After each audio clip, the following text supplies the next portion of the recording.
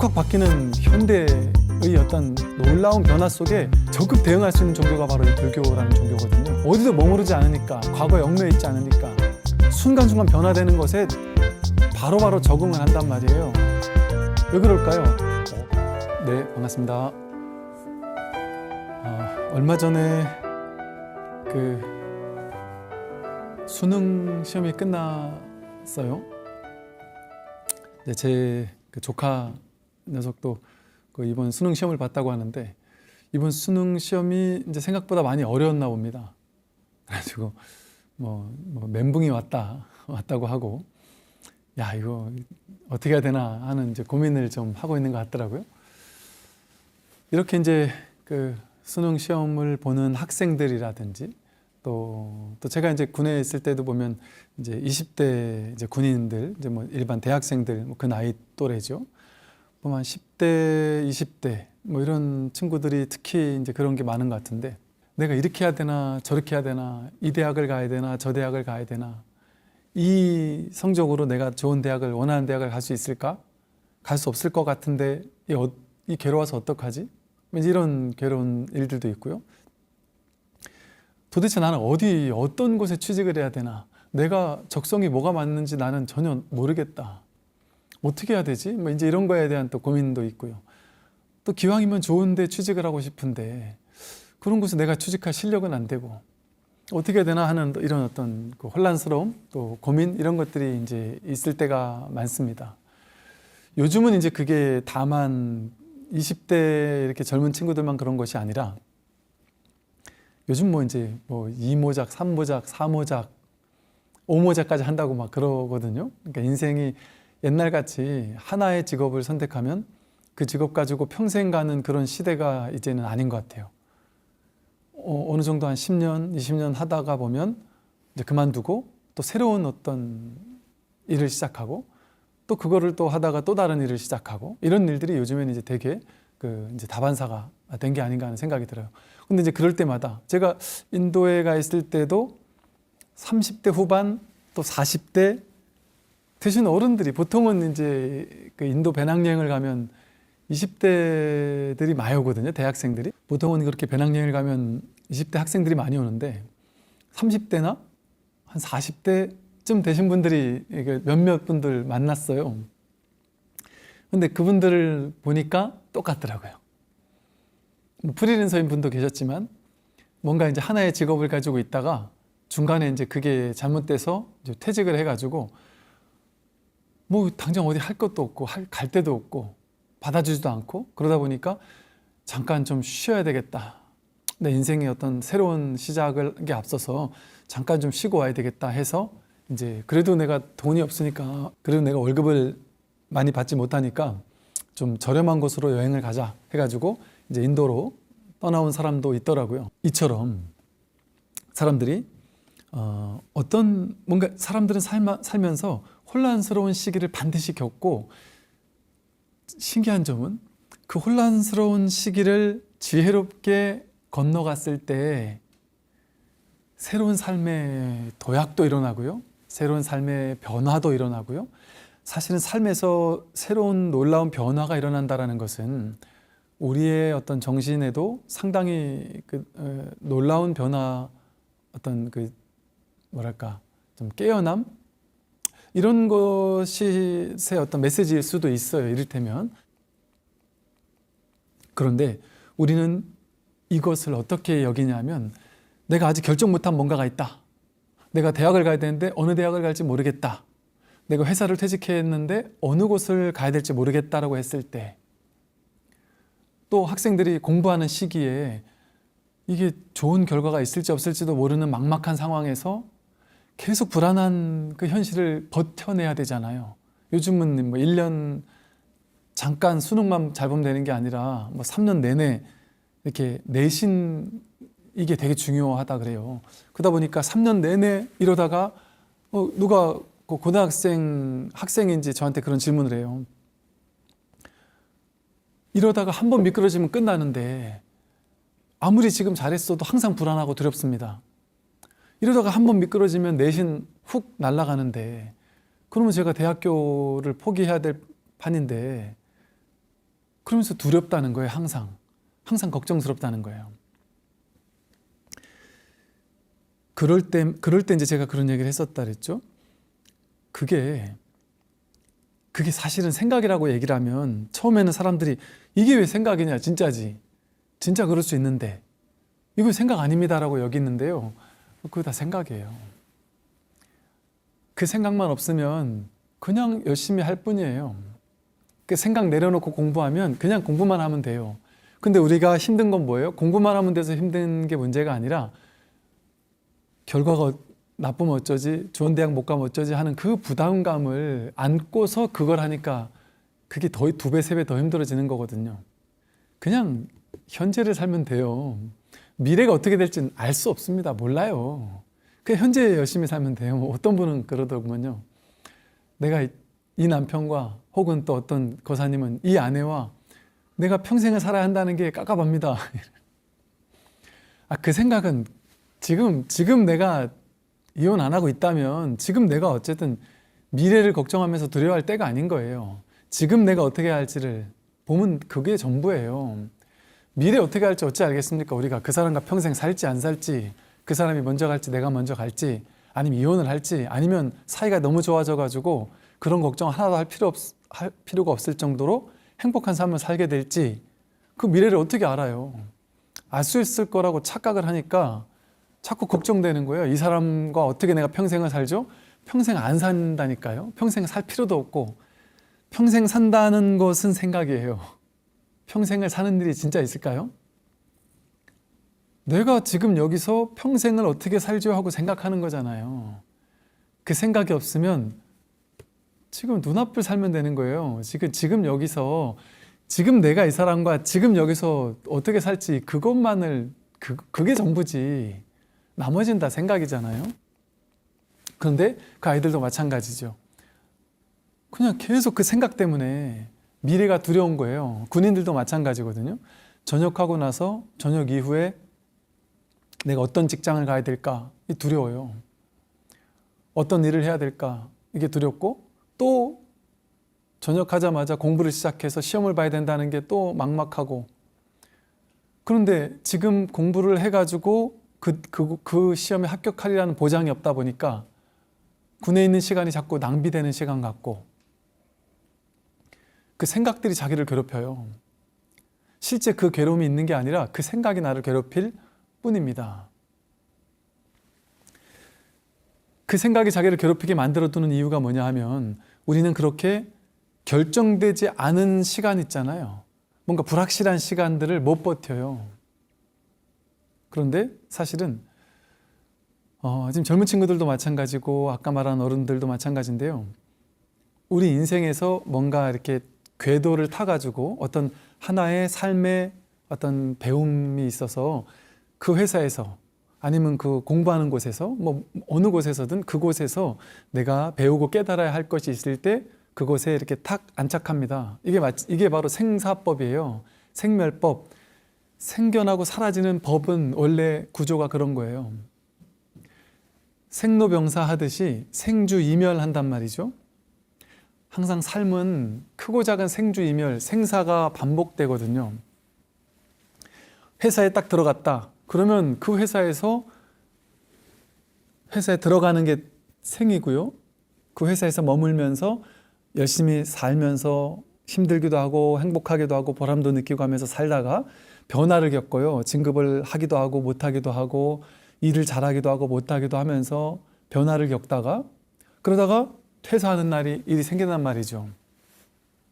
그런데 항상 이 생사법과 저 생사법 사이에 텀이 있어요. 왜냐하면 준비의 기간이 필요한 거예요. 사람도 죽으면 그냥 바로 다음 생 윤회한다고 안 하잖아요. 중음신의 기간이 있다라는 얘기가 있죠. 중음, 뭔가 준비해야 될 시간이 필요하다는 거죠. 이를테면. 그런데 그 시기가 중요한 시기입니다. 학생들은 공부를 하고 있지만 뭔가 아직 확실하게 대학을 합격하지도 않았고, 또 공부는 하고 있는데 내가 이 시험을 합격할지 안 할지도 모르겠는 그 불확실한 시기, 그 혼돈의 시기, 그 시기가 아주 중요한 시기인 거예요. 열심히 막 갈고 닦아서 노력하는 시기만 중요한 게 아니라 노력하지만 한 발도 나아가지 않는 것 같은, 뭔가 정체된 것 같은, 뭔가 불확실한 그 시기를 못 버티는데 그 시기야말로 중요한 시기인 거예요. 그리고 사실은 인생 전체가 그런 시기예요. 어느 기준으로 놓느냐에 따라서 생겨나고 사라지고 생겨나고 사라지는 일들이 있지만 크게 보면 단 한 번이라도 우리 인생이 확실하게 보장된 적이 있었습니까?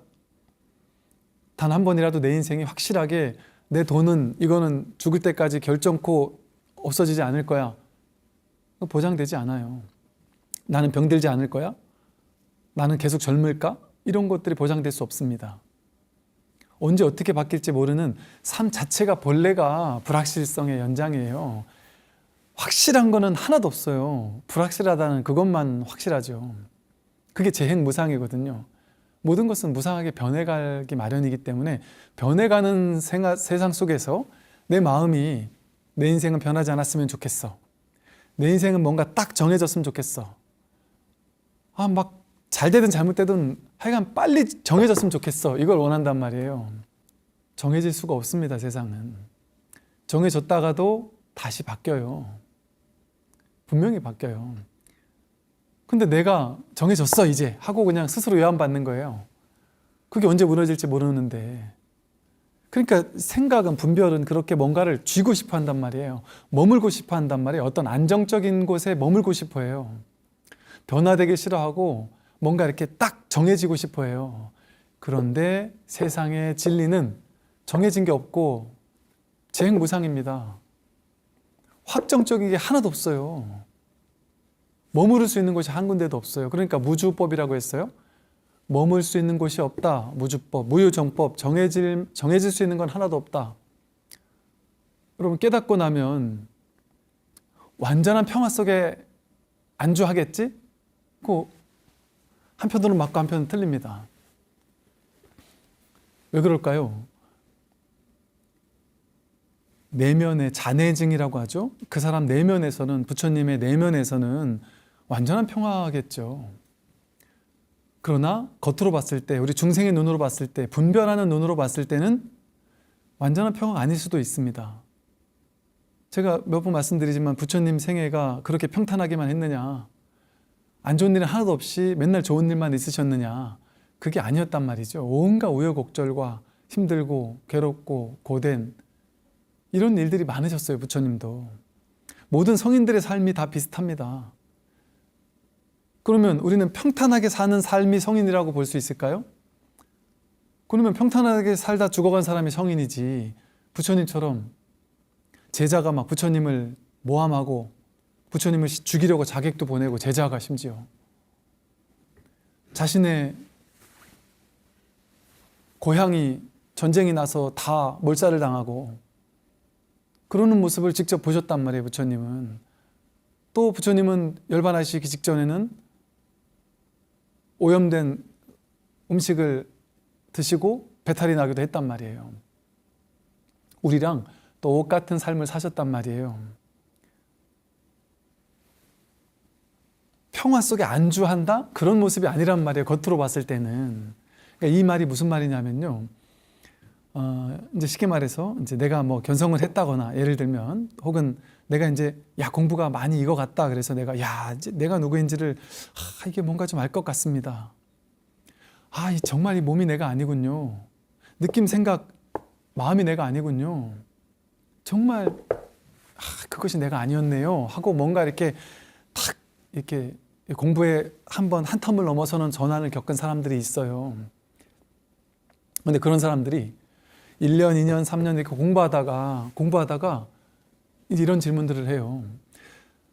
스님, 제가 공부가 상당히 많이 됐다라고 나름 자부는 했는데, 또 그때만 해도 제가 공부를 정말 많이 된 것 같았고, 또 제가 이 공부가 정말 내가 누군지 이제 조금 이제 감을 잡았다, 알겠다 하고 이제 더 이상 괴로움이 없겠다라고 막 자신감이 있을 때도 있었는데, 시간이 지나면서 그 경계로 왔다 가고, 그러고 나서 그냥 나는 예전과 달라진 게 없는 것 같다.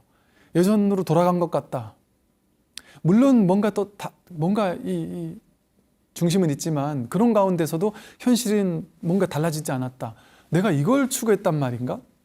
깨달음이 이런 거란 말인가? 혹은 불교의 공부가 이거란 말인가? 하면서 질문한단 말이에요. 왜 나는 공부가 어느 정도 된 줄 알았는데 왜 이렇게 힘든 일이 내 인생에 생길까요? 내 인생은 왜 이렇게 힘들고 괴롭고 고되고 과거와 다른 게 없을까요?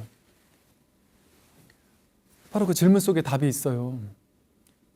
그 질문은 내가 공부를 하면, 마음 공부를 해서 어느 정도 공부가 되면 어떻게 해야 된다?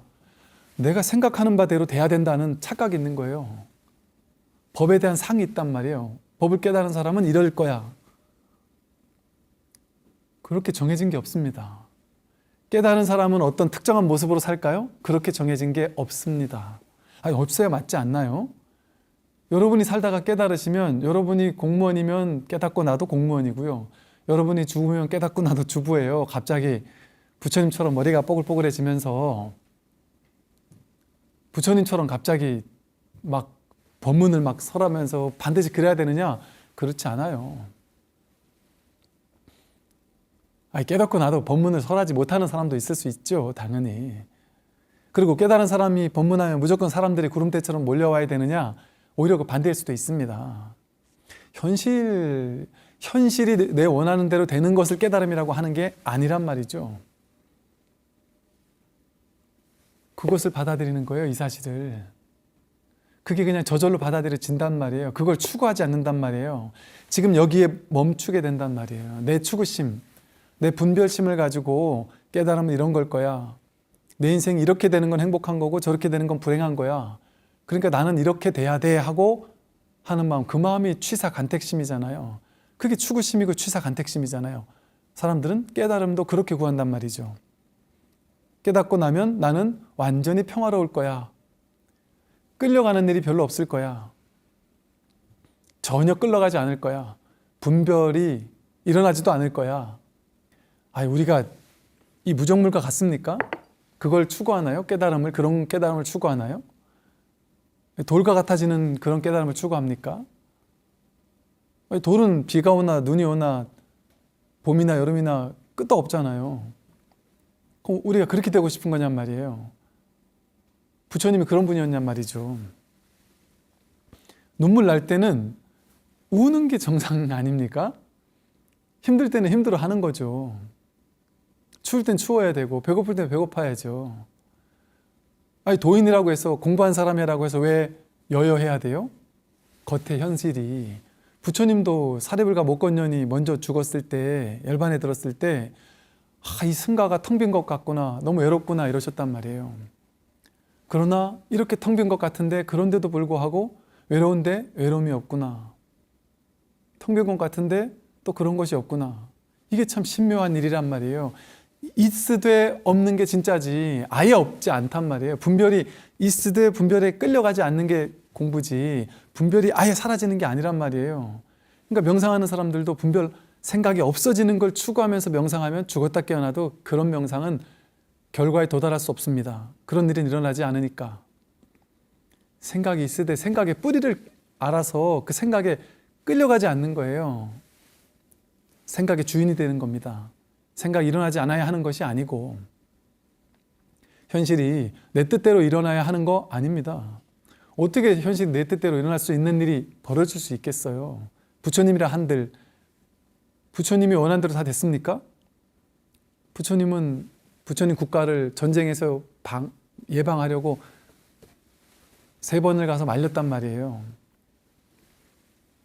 근데 어쩔 수 없는 인연이구나. 그래서 더 이상 말리지 않았단 말이죠. 부처님도 뜻하는 바대로 다 이루시거나 그러지 않았단 말이에요. 부처님은 항상 3번까지는 제자들에게도 당신이 올바르다고 여기는 것을 항상 하셨습니다. 근데 그게 되지 않을 때 그냥 내려놓으셨죠. 제자가 시봉하러 둘이 부처님을 모시고 전법을 떠나고 있는데, 너무 좋은 공부처가 있어서 제자가 부처님, 당신이 시봉하기로 했던 그때까지는 시봉을 해야 되는데 마음이 바뀌어가지고, 부처님 혼자 가세요. 저는 여기서 그냥 앉아서 수행하겠습니다. 그 부처님이, 야, 너가 시봉하기로 했으면 요때까지는 좀 그래도 지켜주는 게 좋겠다. 그 이후에 너가 공부하러 떠나거라 이렇게 얘기를 차근차근 3번을 얘기했단 말이에요. 근데 그 제자가 싫다라고서 거길 이겠다고 한 거예요. 그러니까 부처님께서 알겠다 불러놓고 앉아가지고 너는 여기서 혼자 공부할 때는 이렇게 공부하거라 하고 공부하는 방법을 차근차근 일러주고 그러고서 당신 혼자 그냥 가셨어요. 부처님의 삶도 불확실했단 말이에요. 부처님이 미래에 어떤 일이 일어날지 다 알았겠습니까? 그런 게 부처님이 아니란 말이에요. 부처님은 머물러 있는 바가 없어요. 어디도 머물러 안주하는 게 없어요. 정해진 법이 없단 말이죠. 그게 진실입니다. 그걸 받아들이는 게 이 공부예요. 그런데 우리는 왜 괴롭느냐? 나는 빨리 결론 났으면 좋겠어요. 대학교 붙든 떨어지든 빨리 결론 났으면 좋겠어요. 회사에서 어느 회사를 가든 빨리 결론 났으면 좋겠어요. 그럴 수 없다니까요. 그럼 빨리 죽으면 좋겠어요. 죽든 살든 결론 날 건데 빨리 죽으면 좋을까요? 죽음은 무조건 오잖아요. 근데 죽음은 왜 그렇게 두려워하지 않나요? 안 올 것처럼 생각하면서. 이 혼란스러움, 혼돈, 불확실성 이거를 그대로 허용했을 때 그래가지고 이 불확실성을 허용한다는 것은 내가 모른다라는 걸 허용하는 거예요. 삶의 현실에 대해서 내가 명확하게 알 수 있는 것이 아니다. 알 수 없다. 모를 뿐이다라는 사실. 그게 바로 진실이기 때문에 그 진실을 허용하는 겁니다. 그러면 내가 내 인생은 이래져야 돼 저래야 돼라는 기준이 없어요. 기준이 없으니까 자유로운 거예요. 어떻게 돼야 된다라는 기준을 딱 만들어 놓으면 그것대로 안 됐을 때 괴롭거든요. 그러니까 수능 100일 기도를 한다 했을 때 100일 기도하는 사람들이 그래요. 처음에는 반드시 어느 대학 가야지 하고 100일 기도하다가 나중에는 그 기준이 사라져요. 이 기준 때문에 내가 괴로웠구나. 이 기준 때문에 내가 나도 힘들었고 자식도 힘들게 만들었구나. 그래서 진짜 기도를 잘한 사람은 그 집착이 사라져요. 그게 바로 기도의 결과, 기도의 공덕입니다.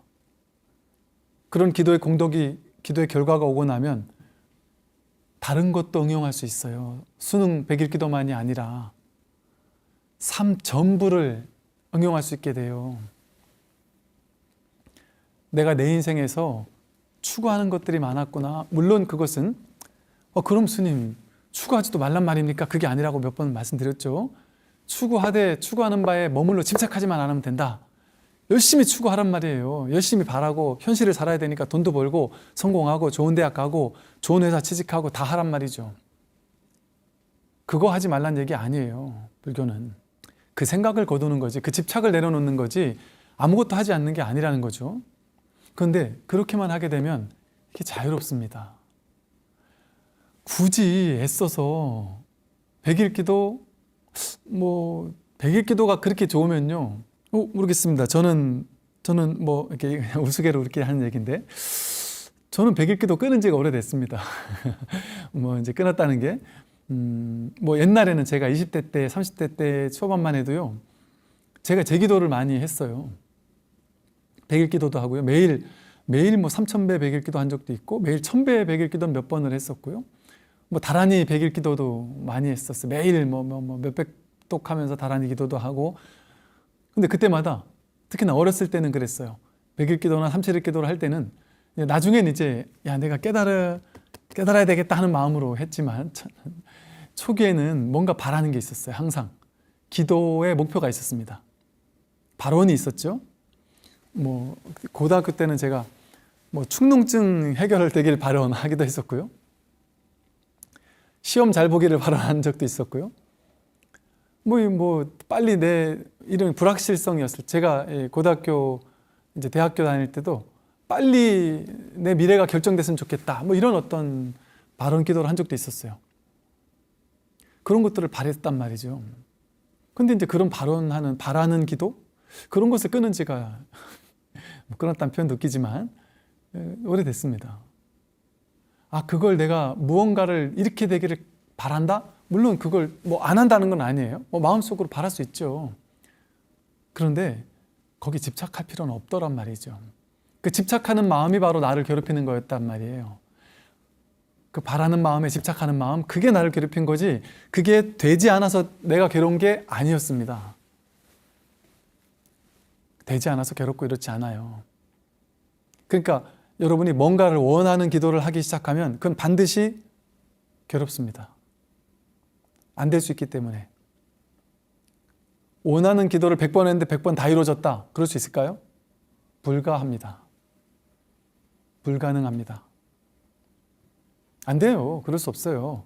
생각을 어떻게 다 충족시켜 줄 수 있어요? 현실이 생각을 충족시켜 줄 수 있다는 상상이죠.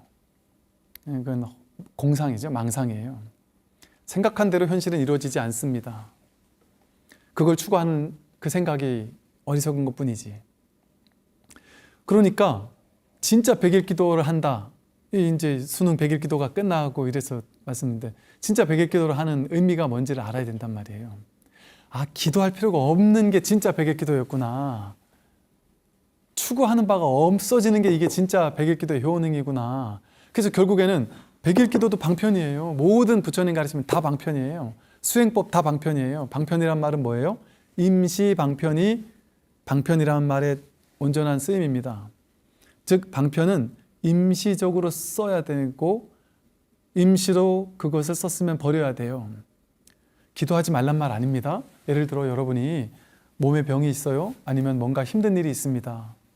부모님이 아프시거나 뭐 힘든 일이 있어요. 그러면 기복적인 기도를 해도 좋지요. 해야죠.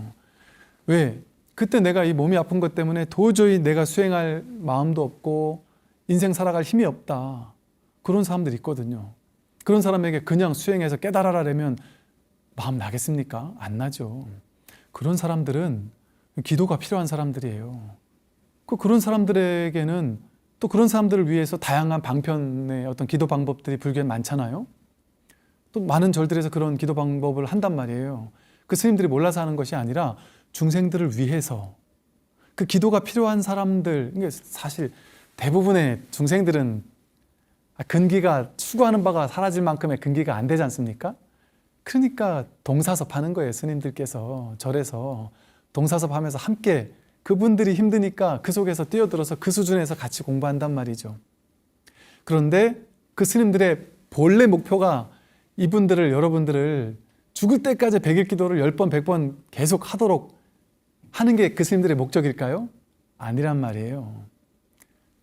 사찰의 목적, 스님들의 목적은 뭐냐면요, 중도 하차 시키는 게 목적이에요. 100일 기도 하다가 100일을 끝까지 채우는 게 좋은 것 같잖아요. 아닙니다. 중도 하차하는 게 가장 아름다운 거예요. 하차해도 좋고 안 해도 좋다는 걸 깨달아서 하차해도 그만 안 해도 그만인 게 되는 게 좋은 거란 말이에요. 그게 무슨 말이냐면, 많은 선사 스님들은 어른 스님 밑에서 공부하다가 견성하고 보임을 하다가 어느 정도 공부가 되고 나면 항상 스승은 제자에게 너도 너의 나름의 일가를 이루어서 너도 많은 사람들에게 그들의 괴로움을 없애주고 견성하도록 이끌어 주거라 해서 하산하도록 시켰단 말이에요. 불교는 묶어두려는 게 아니에요. 묶어두려는 의도를 불교에서 낼 수가 있겠습니까? 묶어두려는 의도를 내지 않는다니까요. 공부시키는 거예요. 공부시키는 거. 임시로 묶어두는 거예요. 공부시켜야 되니까. 공부하고 나면 뭐 해야 돼요? 떠나가야 됩니다. 떠나가지 않고 난 죽어도 의리 때문에 죽어도 여기 붙어 있겠습니다. 그러면 안 된다니까요. 그러니까 옛날부터 불교는 어떤 공부예요? 여러분 구도 여행, 구법 여행 들어보셨죠? 구법 여행을 끊임없이 떠나는 게 불교의 목적이에요. 떠나는 게 진짜란 말이에요. 떠나는 거. 버리고 떠나기가 정말이라니까요. 어디 한 군데 매여 있는 거, 묶여 있는 거, 거기 딱 살림 차리고 앉아 있는 거, 그거는 임시적으로만 필요한 거예요. 나를 이끌어줄 수 있을 만한 스승을 만났을 때 임시로 거기 딱 공부하는 거예요. 그러면서 내가 청출어람이 돼야죠. 내가 그 스승을 넘어서야 돼요, 당연히. 그래서 떠나야 된다니까요. 스승보다 나아진 다음에 떠나는 게 목적이라니까요. 그러니까 하산해야 돼요. 하산해야 돼요. 여기 묶여 있으면 안 되고. 공부가 다 마찬가지예요. 내가 자유로워지면 잠시 방편을 쓸 수 있겠지만 막 백일 기도도 하고 천일 기도도 하고 이렇게 나름의 기도 방법, 수행 방법을 통해서 자기 공부를 할 수 있겠지만 거기에 평생 매여 있으려고 하는 게 아니란 말이에요. 기복적인 기도에서 이제 완전히 졸업한단 말이에요. 졸업하려고 이거를 임시로 하는 거예요. 졸업하려고. 그러다가 이제 수행을 한단 말이에요. 그러다 수행에서도 이제 졸업하고 열심히 갈고 닦는 수행을 하다가 이제 문득 수행에서 졸업해요. 그러고 나서 중도의 길을 갑니다. 밀어붙이는 유의 조작하는 수행을 하다가 문득 내가 했던 그동안의 수행이 유의 조작하는 수행이었구나. 수행을 통해 뭔가를 얻고자 하는 수행이었구나. 이 공부는 얻고자 하는 공부가 아니구나라는 걸 깨달아요. 그래서 길 없는 길, 하되 함이 없는 수행, 중도의 수행, 반야바라밀의 수행에 눈 뜨는 거죠. 그러면 유의 조작의 수행을 졸업하게 됩니다. 그럼 법문 듣다 보면 저절로 자기가 막 그냥 분심이 일어나서 자극이 되어가지고 그냥 하루 종일 진짜 이게 내가 누군지 이게 궁금해진단 말이에요. 저절로. 그러면 그분이 막 기도하고 연불하고 독경하고 하겠어요? 화두가 24시간 들려있는 수행자가? 아니라니까요. 옛날 선가에서 선사 스님들 뭐 해요? 지금도 마찬가지죠. 선사 스님들 선방에서 기도하고 뭐 연불하고 이러십니까? 그냥 잠시 자선하거나 일과해요. 일과하고 같이 울력할 때 울력하고 그러시죠. 그런데 24시간이 공부가 되고 있는 분들이 많단 말이에요. 그런 스님들 중에. 꼭 자선해서만이 아니라 왜 그럴까요? 눈 뜨자마자 이 법이 그리운 거예요. 이 법을 알아야 되겠는 거예요. 내가 몸서리 쳐지게. 내가 이거 모르고 나면 내가 이러고도 내가 수행자를 할 수 있느냐. 이 법이 뭔지를, 마음이 뭔지를 깨닫지 못하고서 내가 어떻게 내가 공부인이라고 할 수 있겠나. 내가 절에서 이렇게 의탁해서 밥 먹으면서 얻어먹고 이렇게 걸식하고 살고 있는데 이 신도님들이 주신 귀한 보시금 가지고 내가 이렇게 공부하며 살고 있는데 아직도 이 진실을 밝히지 못했다면 내가 이 밥값을 못하고 있는데 이렇게 살아서 되겠느냐 하는 막 가슴 아픈 처절한 그런 마음들 때문에 잠 못 이루는 날들을 보내게 된단 말이에요. 저절로. 그게 수행이에요. 그거 하는 거 아니에요. 저절로 그런 마음이 든단 말이죠.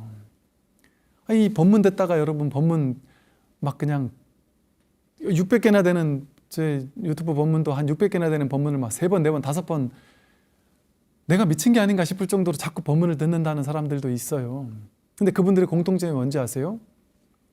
아침에 눈 뜨면 제일 먼저 이걸 찾는다는 거예요. 이 법문을 자꾸 듣게 되고 나도 모르게 그냥 멍하니 앉아서 도대체 뭐지?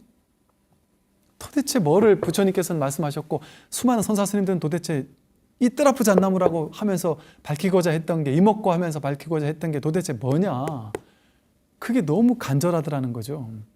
이렇게 수행도 떠나보내고 이제 길 없는 길, 수행 아닌 수행, 무위법의 공부를 한단 말이에요. 이거는 수행이라고 하기도 뭐하고 수행이 아니라고 하기도 뭐한 이름 붙일 수 없는 진짜 수행이 시작된단 말이죠. 그러니까 이것처럼 불교는 어떤 특정한 수행법에 머물러 있는 게 아닙니다. 불교 교리에 머물러 있어서는 안 돼요. 교리도 마찬가지예요.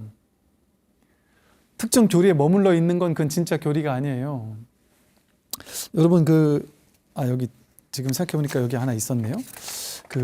육조 스님이 뭐라고 말씀하셨냐면 육조 단경에서 이렇게 말씀하세요. 마음을 쉬고 고요히 관하는 것은 병이지 선이 아니다. 항상 앉아있음으로 몸을 구속한다면 진리를 얻는데 어떤 이익이 있겠느냐라고 말씀을 하시면서 내가 만약 사람들에게 줄 법이 있다라고 말한다면 그것은 내가 그대들을 속이는 것이다라고 말씀하세요. 그러면서 다만 경우에 따라서 얽매인 것을 풀어줄 뿐이다 이렇게 얘기를 하세요. 즉 육조 해능 스님께서 하신 말씀 뭐냐 하면 내가 여러분들에게 줄 수 있는 법이 따로 있다? 법이 있으면 그 법에 여러분 머물러서 집착해야죠. 그 법에 머물러야죠. 머무를 수 있을 만한 법이 없다는 거예요. 내가 만약에 딴 사람들은 없는 법을 나는 가지고 있다.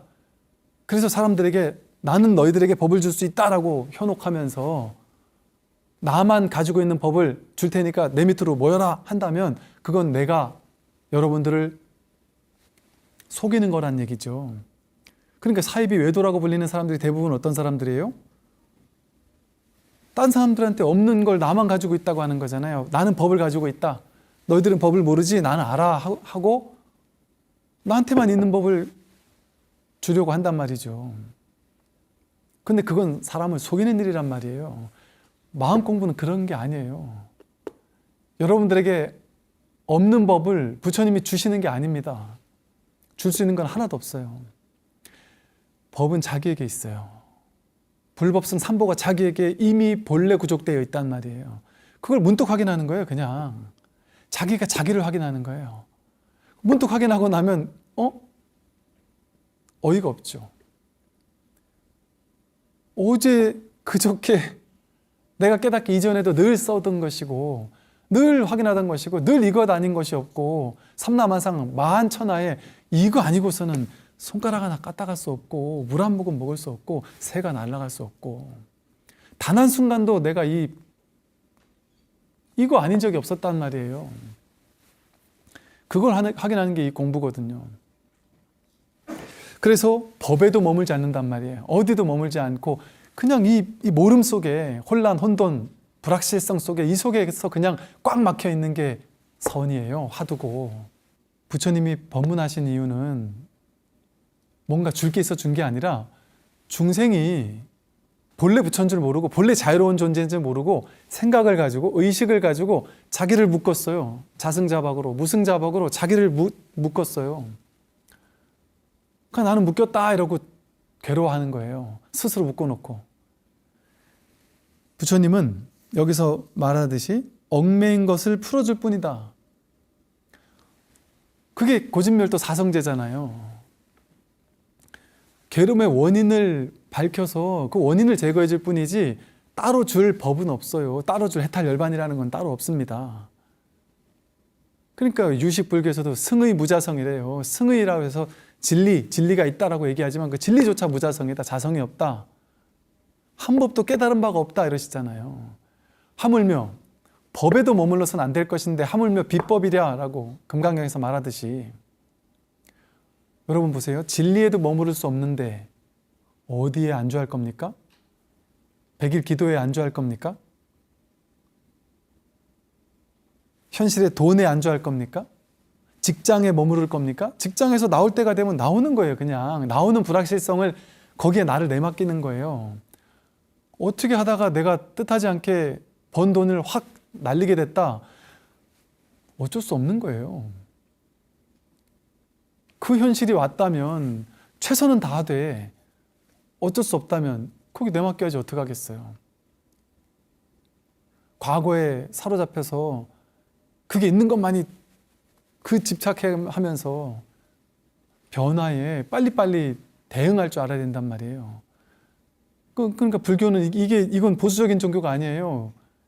유일하게 상업적인 문화 속에서 등장한 종교가 불교라 그러잖아요. 확확 바뀌는 현대의 어떤 놀라운 변화 속에 적극 대응할 수 있는 종교가 바로 이 불교라는 종교거든요. 왜?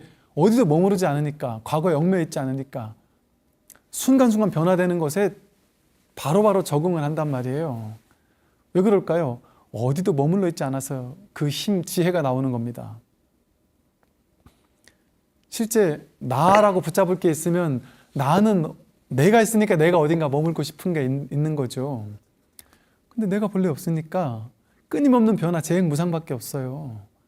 그 변화하는 그것이 법이거란 말이에요. 근데 거기서 진리를 버리고 안주할 곳을 찾으려고 하니까 내가 있으니까 내가 안주하려고 한단 말이에요. 그러니까 내가 있으니까 내가 돈, 명예, 권력, 지위, 내 집, 내 차, 내 사랑하는 사람 그들과 함께 편안하게 안주할 곳에서 머물러 있고 싶은 거예요. 그럴 수 없습니다. 인연 따라 온 모든 것은 인연이 닿으면 가게 돼 있거든요. 언제 갈지 우리는 알 수 없고요. 그래서 진정한 자유는 무엇이냐? 진정한 공부는 무엇이냐? 지금 내가 뭐하러 힘들게 난 이래야 돼 저래야 돼 하는 안주할 곳을 왜 길을 쓰고 만드냔 말이에요. 키를 쓰고 만들 필요가 없다. 완전 자유로울 수 있단 말이에요. 영혼이 자유로운 거예요. 그러면 그런다고 해서 아무것도 안 하는 게 아니라고 했어요. 무엇이든 박진감 넘치는 열정을 가지고 무엇이든 다 해요. 다 하는데 돼도 좋고 되면 땡큐, 안 되면 오케이, 인연이니까. 인연을 완전히 받아들인단 말이에요. 그냥 인연에 맡긴단 말이에요. 지혜로운 사람들은. 내가 굳이 막 애써서 원하는 게 없어요. 그게 바로 법이라서. 법이 사라지는 게 법이에요. 그 일이 없어지는 거예요. 그냥 내가 법을 얻은 게 아니고요. 법을 얻는 거 아니라니까요. 시부도에서 소를 찾지만, 소를 찾고 소를 키우지만 나중에 소도 사라지고 나도 사라지잖아요. 그리고 다시 현실로 돌아온단 말이에요. 이 현실 이대로예요. 이대로. 여기 100% 구족돼 있어요. 원망구족. 내가 자꾸 추구하니까, 뭔가 찾으니까, 어딘가 머물러 안주하려고 하니까, 기준을 만들어서 그 길을 향해서 가려고 하니까 그 자기 생각이 포승줄이 되어가지고 자기를 속박하고 있는 거죠. 그래서 그 자기 속박에서 노연할 수만 있다면 본래 자유였습니다. 본래 자유였어요. 한 번도 자유를 구속한 적이 없고 구속된 적이 없고, 그걸 누가 구속해요? 자기가 구속하는 거예요. 괴로움은 자기가 만드는 거예요. 남 탓할 게 아무것도 없어요. 세상 탓할 게 아무것도 없습니다. 다 자기 문제예요. 자기 문제가 해결되면 삼천대천세계가 일시에 깨달아요. 모두가 동시에 부처가 된단 말이에요. 그게 금강경의 말씀이고 부처님의 말씀이에요. 그래서 이 놀라운 부처님의 이 가르침에 대해서 좀 마음을 열고 이렇게 꾸준히 이제 함께 공부해 나가셨으면 좋겠습니다. 여기까지 말씀을 드리겠습니다. 들어주시더라고 수고 많으셨습니다. 성공하십시오.